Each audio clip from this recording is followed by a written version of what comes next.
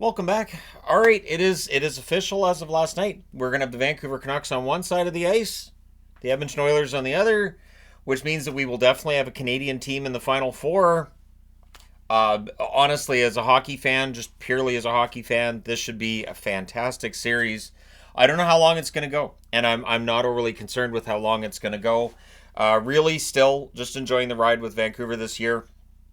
They're 50, 23, and 9 on the season, of course. They win the series against the Nashville Predators in 6. On the other side, you have the Edmonton Oilers, 49, 27, and 6. They got rid of LA in 5, which, as a Canuck fan, makes me happy because LA and Vancouver, not a great matchup for Vancouver. Now, during the regular season, and right away Canuck fans jump on this because that's important. They did sweep the 4 games against the Oilers, but I want to talk about that. So October 11th, it was an 8-1 win for Vancouver. October 14th, a 4-3 win.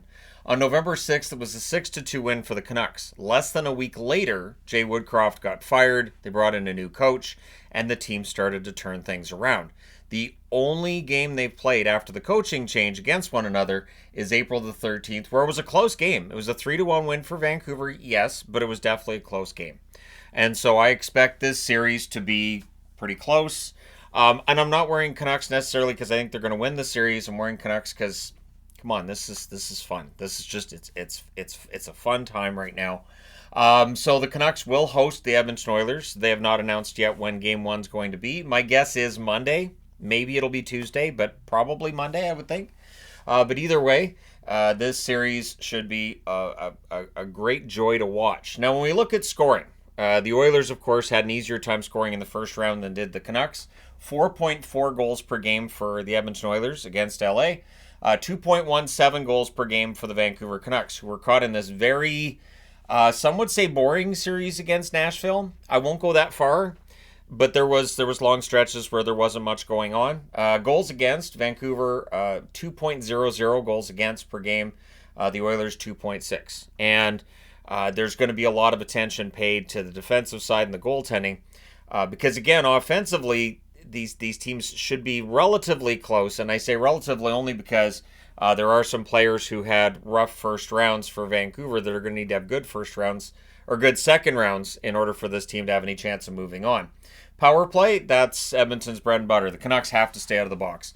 45% on the power play in that first round for the Edmonton Oilers against a really good penalty kill in the LA Kings. Vancouver's penalty kill has been interesting. It's been a very up and down experience this season. And so Vancouver has to be better on the penalty kill than LA was. The power play for the Canucks, 15.4% against Nashville. They honestly, their power play's been a storyline for quite some time. They've, I think, done their best to work on it. They're going to have to keep trying.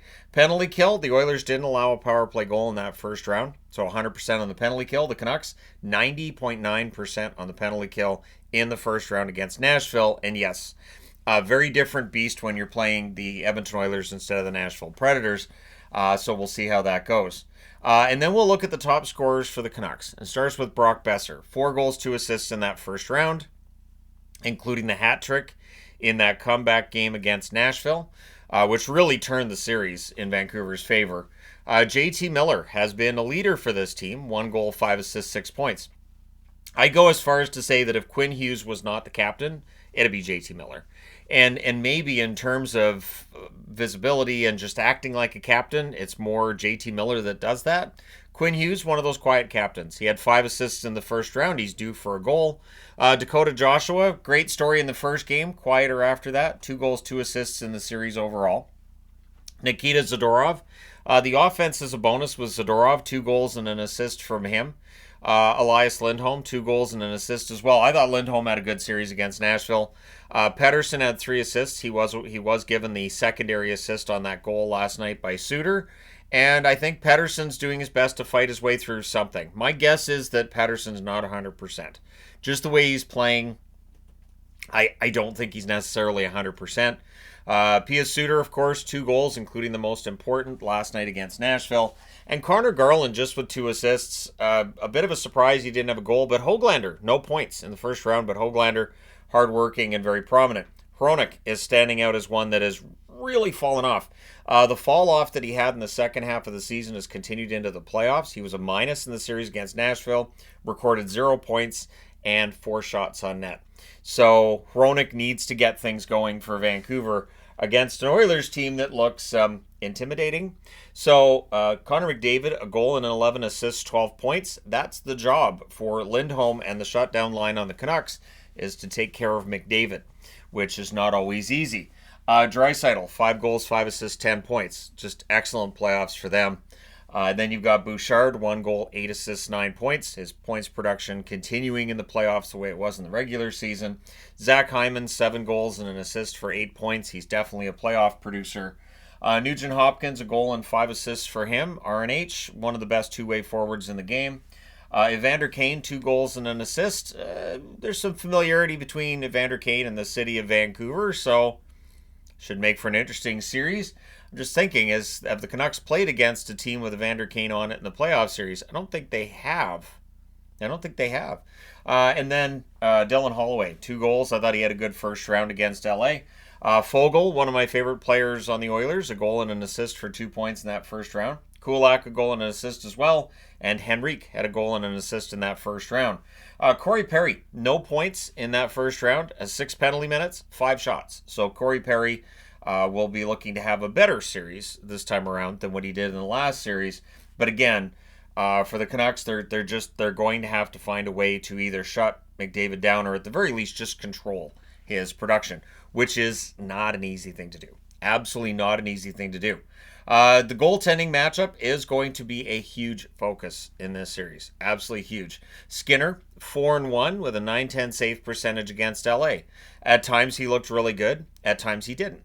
Then you get to the Vancouver side of things, and who's the goalie? There's 3 goalies they can go with. I'm going to say Shilov's. I did have somebody trying to try to correct me on how I say his name. Nope, Shilov's is how it's been pronounced. That's how Shorthouse has been saying it. And Latvians actually jumped in when I was talking about the name pronunciation, going, yep, that's the right way to say it. So 2-1 with a .938 save percentage. We could just call him hero. Like, honestly, the performance he put in against Nashville last night was fantastic. And we'll see how he does against an Oilers team that may have a little bit more firepower than Nashville had. Demko, 1-0 with a .917 save percentage. No word yet on how much longer Demko's going to be out, but I would think there's a chance he's going to come back and make an appearance in this series. Casey DeSmith, 1-1 with a .911 save percentage. Probably Shilov's backup in that first game, but we'll see.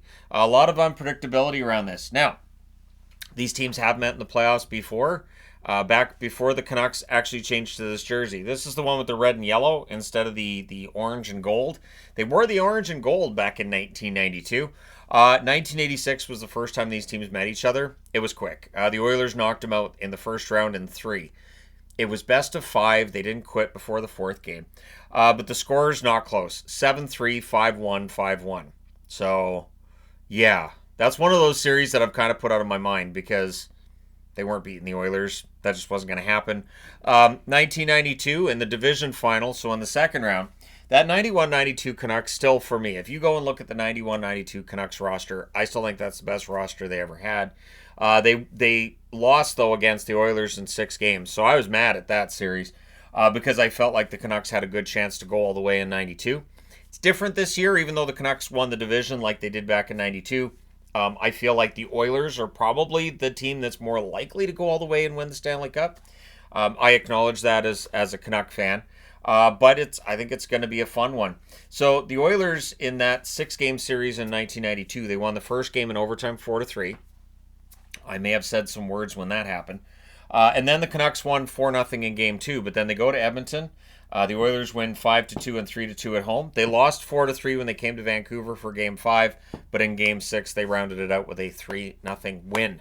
Once they won that first game in that series, I remember thinking, oh, come on. The Canucks are good this year. Why? But what happened, too, was that the Canucks had taken out Winnipeg in the first round. It was a very momentum-oriented series. The Canucks get all this momentum. And then in the second round, the Oilers thought, well, that's cute. But even without Messier and Gretzky, and yeah, they still knocked Vancouver out. So yeah, that's the last time these teams met each other, 32 years ago. So if anybody wants to talk about historically Edmonton's handled Vancouver, yeah, but it's a ways back. So we'll see how things go in this series. I'm looking forward to watching some really fun hockey. Both Vancouver and Edmonton were against teams that, in order to win, have to really play that low event hockey. Neither Vancouver nor Edmonton need to play the low event hockey, and I think they prefer not to play the low event hockey. Although we'll see what Tocchet's plan is to try to counteract McDavid. Maybe we will see that low event hockey with 25 shots per team in this round as well. But let me know your thoughts in the comment section below, including who you think's going to win. I will be putting up the polls for all 4 series once we know who's against who, and then I may do a quick little video on that.